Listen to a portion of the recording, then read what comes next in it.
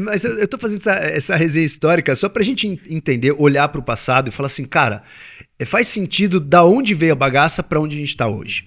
Então, depois dessa fase aí que a religião tirou um pouco o poder da religião, a gente começou a ter os pensadores mais científicos. Então, René Descartes, ele acreditava ainda num pensamento que vinha muito da religião católica, que era o pensamento dualista. Pô, existe uma mente, um espírito e existe um corpo aqui. Eles se conectam, o espírito vai pro céu. Morri, o espírito vai pro céu. É a conexão e deles. Eles se conectam na glândula pineal pelo Descartes, tá? Mas nesse meio tempo, quando a gente liberou um pouco os pensamentos acontecerem, algumas pessoas voltaram para o pensamento grego de que é tudo uma coisa só, que a consciência também está aqui, que também a gente vive a consciência em muitas coisas.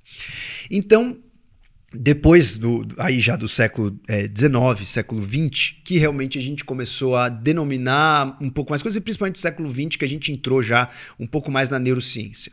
E aí a neurociência começou a realmente estudar o cérebro, a gente descobriu os neurônios em 1906, e aí depois a gente começou a descobrir as moléculas no cérebro, etc. E a gente começou a tentar separar os conceitos. Então, cara, espírito ficou uma parada, não posso tocar nesse nome na ciência. Eu não consigo estudar, não consigo ver, e isso ficou realmente como um conceito meio que religioso. Tá. Então, joga o espírito para a religião. Tá. Tira o espírito da ciência. Isso aconteceu mais ou menos, século XX. Mente. O que é mente e o que é consciência? Até hoje, a gente tem uma certa confusão e sobreposição de conceitos. Mas, na minha visão, a mente é um tudão, né? Essa é uma visão um pouco até do neurologista do Antônio Damasio. A mente seria o processo de fluxo de informação. Então, tudo faria parte da sua mente, por exemplo, os seus nervos periféricos fariam parte da sua mente, os seus sentidos fariam parte da sua mente, tudo que rola de informação, ela faria parte da sua mente. Então, a mente seria o tudão. A consciência, aí o conceito de consciência já é um outro conceito. Então, a mente é um processo de fluxo de informação, beleza? Então, mente é informação, espírito a gente tirou da jogada. Pneuma, tiramos da jogada, acabou na Grécia Antiga. Prana ficou no mundo védico. Aí, quando a gente olha para psique a gente ainda fala, né? A gente ainda fala, até a própria psiquiatria usa muito. A gente fala o termo psique como se fosse sinônimo de mente, tá? Uhum. Então, psique é sinônimo de mente. E a consciência? Esse que é o problema. Porque a consciência, muitas pessoas veem com conceitos diversos. A visão, por exemplo, do Antônio Damasio, que é esse neurologista que eu te falei, ele tem uma visão muito antropocêntrica de consciência. Ele acha que consciência é a gente saber que a gente sabe. É como se fosse uma metacognição do que a gente sabe. Tipo, eu sei que eu estou aqui, eu sei que eu sou consciente. É tipo o robozinho comandando dentro da cabeça. É tipo isso. É mais ou menos isso, só que agora. é saber que sabe.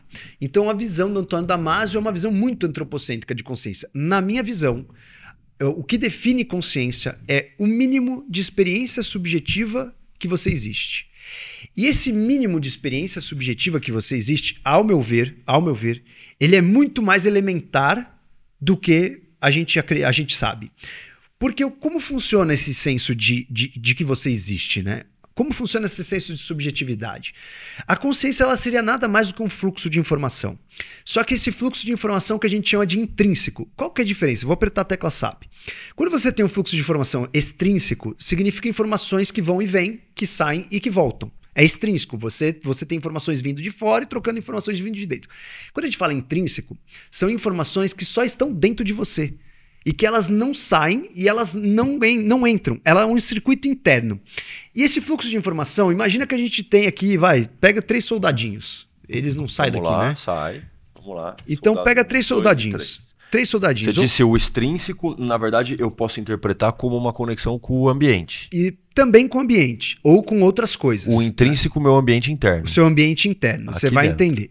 Então, vamos pensar que esses 3 soldadinhos estão aqui, tá? E vamos pensar em fazer um fluxo de consciência entre eles.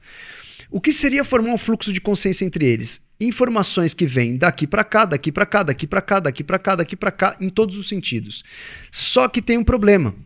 Se por um acaso eu perder uma informação, esse sistema cai. Então é um sistema intrínseco que essa troca de informação intrínseca entre essas partes daria uma causalidade nisso aqui.